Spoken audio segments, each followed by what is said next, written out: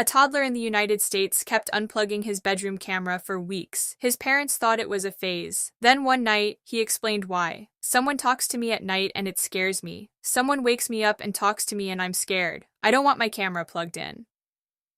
When his parents went to change the password on their Owlet baby monitor, their phone gave them a warning. Their password had appeared in a data leak. Owlet never told them. That family is not alone.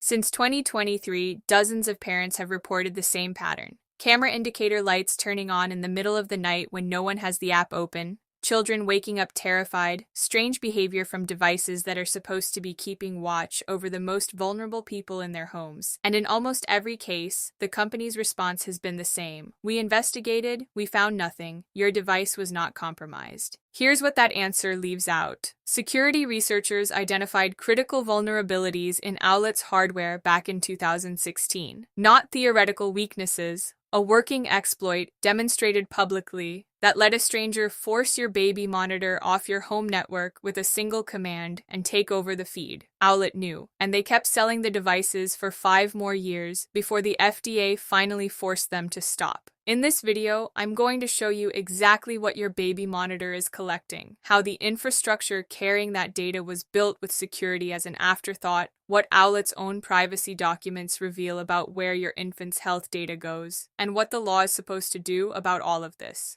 and why it hasn't. Because this isn't a story about one hacked camera. It's a story about an entire industry that put a surveillance device in your child's room and called it peace of mind. To understand what went wrong, you need to understand what these devices actually are. Because Owlet didn't build a baby monitor. They built a networked computer that you strap to your infant's foot. The Smart Sock, Owlet's flagship product for most of its history, wasn't just watching your baby from across the room. It was reading their body, measuring pulse rate and blood oxygen saturation in real time, and transmitting that data over your home Wi-Fi to Owlet's cloud servers, and from there to an app on your phone. Every reading, every night, continuously. That data chain has multiple points of exposure. Your home network, the connection between the device and Owlet servers. Owlet servers themselves, the app. Each one is a potential entry point for someone who isn't you. Here's the part that should have stopped Owlet in its tracks years ago. The FDA determined that a device measuring vital signs and sending alerts based on those readings is a medical device, and that it requires regulatory clearance before it can be sold. Owlet knew this was coming. According to FDA records, the agency had been formally corresponding with the company about the misclassification of the Smart Sock since 2016. Not privately flagging a concern, but formally corresponding, for 5 years, while Owlet continued selling the product. It took an official warning letter in October 2021, threatening seizure, injunction, and civil money penalties, to finally pull the Smart Sock from the US market. The redesigned Dream Sock eventually received FDA clearance in November 2023, 7 years after the agency first raised the issue. More than 2.5 million families used Owlet devices during that period. Their infants' biometric data, pulse rates, oxygen saturation levels, sleep patterns, was collected every night, flowing into infrastructure that the company was simultaneously defending against federal regulatory action. Owlet's current CEO, Jonathan Harris, now describes what that data has built as one of the largest collections of pediatric health and sleep data in the world, and the company is actively developing AI systems on top of it, and the health data is just one part of what these devices collect.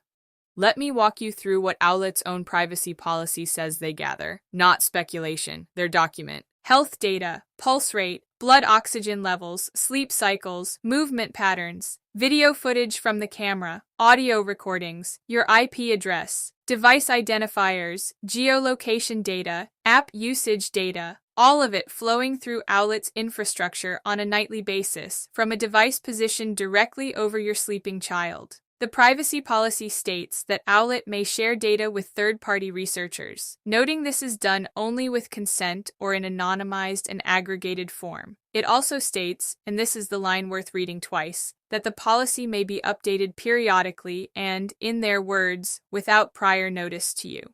You agreed to whatever they decide to add later, by the act of setting up the device. In November 2025, Owlet announced a partnership with health data company Rhapsody to connect infant vital signs from their prescription-grade BabySat monitor directly into hospital electronic health records. The company framed this as a clinical feature. a bridge between home monitoring and hospital care.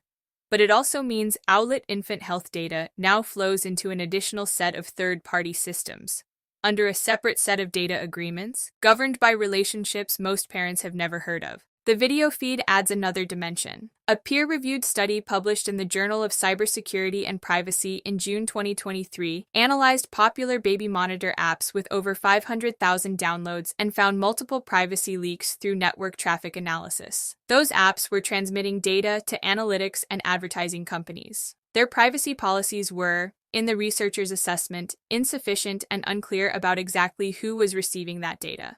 The researchers described the combination of sensitive video recordings with smartphone access as creating, in their words, the potential for total surveillance. Think about what the camera actually sees: your infant's face, their sleeping position, the layout of their room, the adults who come and go, the routines of your household. A smart TV's tracking system captures what you're watching. This captures who you are, where you sleep, and what your child looks like. That distinction matters. What that data travels through, and how that infrastructure was actually built, is where this story starts to get specific. In October 2016, security researcher Jonathan Zadziarski examined Owlet's base station and published his findings. What he found was not subtle. The Wi-Fi network connecting the Owlet sensor to its hub, the local link forming the foundation of the entire device, was completely unencrypted and required no authentication. Anyone scanning for accessible devices on port 80 could reach it, and once they could reach it, a single unauthenticated HTTP command was enough to force the base station to leave your home network and join a network of the attacker's choosing. The consequences of that are worth spelling out. An attacker could monitor a stranger's baby. They could listen, they could watch, and they could do something that should stop every parent reading this. They could suppress the device's alerts entirely. If your infant's oxygen dropped in the night, the alarm would never reach your phone. The device would appear to be functioning. It would simply be serving someone else. Zadziarski posted a working proof of concept publicly. The Register published the findings. Owlet said their team was working with him to understand his concerns, and then the devices kept shipping. That was 2016. In January 2023, European consumer organizations Testastats and Deco Proteste, working under the Euro Consumers umbrella, tested 17 connected products designed for babies and children. They found vulnerabilities in every single one, all 17. Across those products, researchers identified 69 separate vulnerabilities. 5 devices had critical flaws, 7 had medium to high severity vulnerabilities. Some of the cheap monitors, sold openly on Amazon, eBay, and AliExpress, had 5 critical vulnerabilities each, meaning a malicious actor could tap directly into the live video feed. The researchers were careful to note that well-known brands performed better, but were not immune. By 2024, Bitdefender researchers were describing the process of hacking IoT baby monitors as, in their words, child's play. In separate investigations, researchers found that some baby monitors were regularly contacting servers in Beijing, servers that did not belong to the manufacturers. These undisclosed third-party relationships, the researchers noted, are common in IoT devices and rarely disclosed to consumers. A decade of security research tells the same story. Security was not built into these devices from the beginning. It was treated as optional, added under pressure, frequently inadequate, and in some cases, never added at all. Researchers reported these findings. Companies acknowledged the concerns. The devices kept shipping, and that vulnerability is not just a research finding. Parents have been reporting what happens when the door is left open. In May 2023, a mother named Kuran Adel posted a video on TikTok that was eventually watched more than 6 million times. Her son had been unplugging his bedroom camera for weeks. She'd assumed it was a phase until she asked her husband to plug it back in, and her son became distressed. "Someone talks to me at night and it scares me," he told them. "Someone wakes me up and talks to me." When the family tried to change their Owlet account password, they received an iOS notification. The password had appeared in a data leak. Owlet later clarified the notification came from Apple, not from Owlet, and that it likely indicated the password had been compromised in a third-party breach and reused across accounts. Owlet reviewed their firmware logs, mobile logs, and server logs, found no external access, and concluded that 0 confirmed cases of their cameras had been compromised. In March 2025, a parent identified as Kelsey reported a different experience to the Daily Dot. Her husband was putting their son to bed when he noticed the Owlet camera's indicator light, the red light that activates when someone is actively viewing, was on. Neither parent had the app open. He called his wife on speaker directly in front of the camera and asked if she was watching. The light turned off immediately. He pretended to leave the room. When his son walked back in front of the camera, the light came back on. Owlet told the Daily Dot they were working to get in touch with the family to investigate. That same month, a parent named Rose shared a similar account with Newsweek. Her son had been waking up terrified in the middle of the night. He had been moving out of the camera's frame, turning lights on, repositioning the monitor away from himself. In retrospect, she said, it explained everything. In each case, Owlet's investigation found no evidence of external intrusion in their server-side records. That position should be presented fairly, it is consistent, and no independent forensic analysis has contradicted their findings in these specific incidents. But here is the limitation that matters. The vulnerability Zajiarski documented in 2016 operated entirely at the local network level, forcing the device off your home network before Owlet's cloud systems were ever involved. Attacks at that layer may generate no record in server logs at all. Security researchers at Rapid7, who tested multiple baby monitor brands, documented local network vulnerabilities that would be completely invisible to a manufacturer conducting a server-side review. You cannot find what you are not positioned to log. Owlet's answer to these families was, "Our records are clean." That answer is only as complete as the records themselves. There is a federal law designed to govern exactly this situation. The Children's Online Privacy Protection Act, COPPA, explicitly covers IoT devices and requires verifiable parental consent before collecting personal information from children under 13. Personal information under COPPA includes photographs, video files containing a child's image, audio files containing a child's voice, geolocation data, and persistent identifiers. Baby monitors collect all of those things, continuously, in your home. The FTC enforces COPPA, and in recent years they have demonstrated they take it seriously. In 2023, Amazon paid $25 million to settle FTC allegations that its Alexa platform had violated COPPA by retaining children's voice recordings indefinitely and using them to improve AI algorithms without appropriate consent. The parallel to baby monitor data is not a stretch. A device in a child's room, audio and biometric data collected without meaningful informed consent. That data retained and used to build commercial AI systems. In January 2025, the FTC finalized updated COPPA rules. Companies now need separate parental consent before sharing children's data with third parties for targeted advertising. Data cannot be held indefinitely. Targeted advertising using children's data requires explicit opt-in, not a buried opt-out. Alan Butler of the Electronic Privacy Information Center has stated publicly that any new IoT device that is not COPPA compliant is breaking the law. The problem, as Butler also noted, is that enforcement is entirely reactive. There is no pre-market compliance review for baby monitors or any other consumer IoT device. A company can sell a non-compliant product until a regulator catches them. By that point, years of data have already been collected from millions of families. The FDA's history with Owlet demonstrates exactly how that process plays out. 5 years of formal correspondence, a warning letter, a product pulled, then a redesigned product reviewed and cleared over 13 months. That is not a system that prevents harm. It is a system that responds to harm already done. The Better Business Bureau's National Advertising Division separately ruled that Owlet's safety disclosures were buried in dense technical language and hard to find, that consumers could reasonably believe the smart sock could prevent sudden infant death, a claim Owlet's own fine print contradicted. The NAD found the disclosures were not clear or conspicuous. Privacy advocates make the same observation about data collection disclosures across this industry. The consent exists in a legal sense. In any practical sense, for a parent standing in a store buying a monitor for their newborn, it doesn't. There is currently no state attorney general lawsuit against Owlet specifically for privacy violations. That gap in legal accountability is itself worth noting. So what can you actually do about this? Real answers, without false comfort.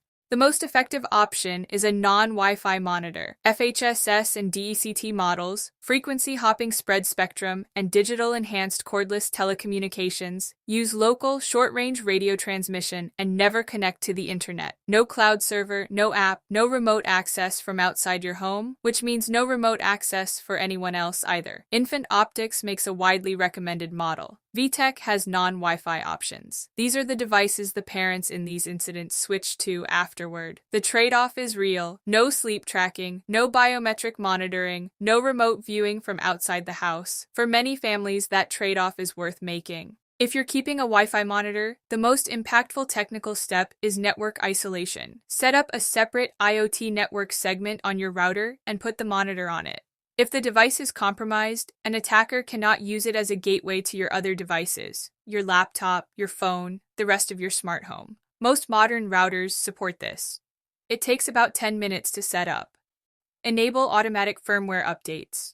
The 2016 Zyarsky vulnerability was exploitable partly because the original Owlet device had no reliable update mechanism. Outdated firmware is the most common attack surface in IoT devices. Enable two-factor authentication on your Owlet account. This won't stop network-level interception, but it closes the credential stuffing vector, the likely explanation for the iOS data leak warnings multiple families received. Here's what I won't pretend. None of this fully solves the underlying problem. If a vulnerability exists in your device's firmware, there is nothing accessible from the app settings page that fixes it. The device itself is the vulnerability. One genuine piece of progress. Owlet's DreamSight camera received the SGS cybersecurity mark in late 2025, becoming the first baby monitor to earn that certification through independent testing against EU Radio Equipment Directive standards. That is a meaningful step, and it's worth acknowledging. It does not protect the millions of earlier devices still in use in nurseries right now. And here's the thing that really bothers me about all of this.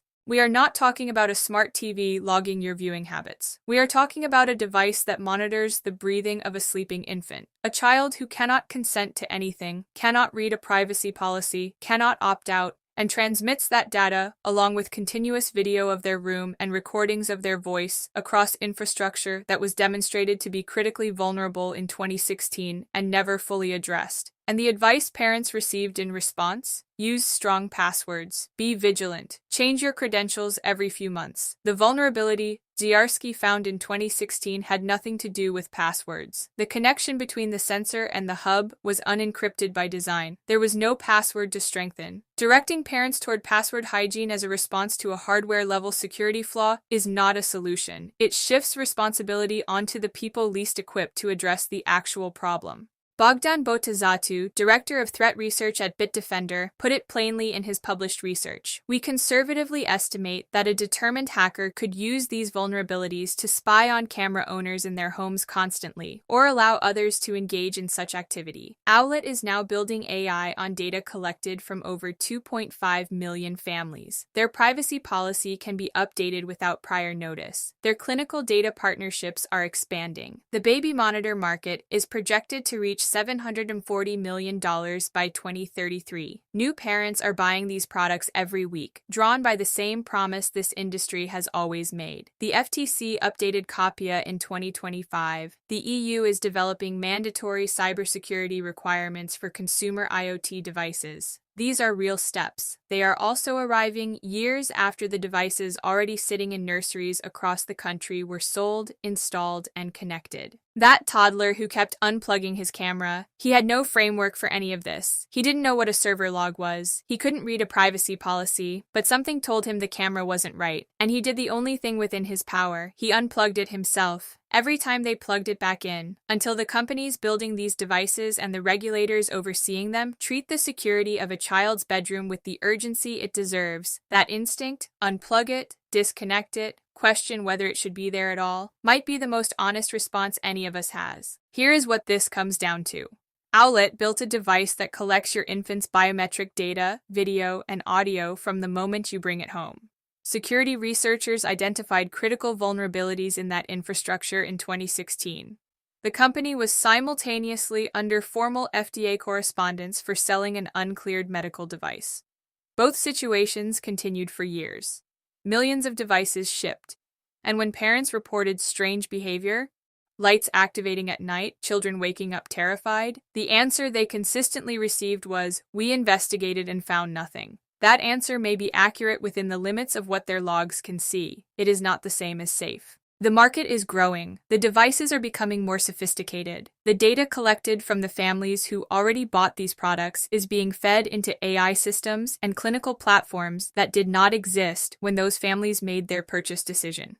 New parents are making that same decision today, in stores and on websites, based on the same promise that has always driven this category. What might actually change this is straightforward to describe and difficult to achieve. Proactive regulatory enforcement instead of reactive, mandatory independent security assessments before IoT devices reach shelves, and privacy disclosures written for real people rather than legal departments. Companies that treat the security of a child's bedroom as a baseline requirement, not a feature to market after the fact. Until that happens, the weight of this falls on the parents least positioned to carry it. Please subscribe and let me know your thoughts in the comments below.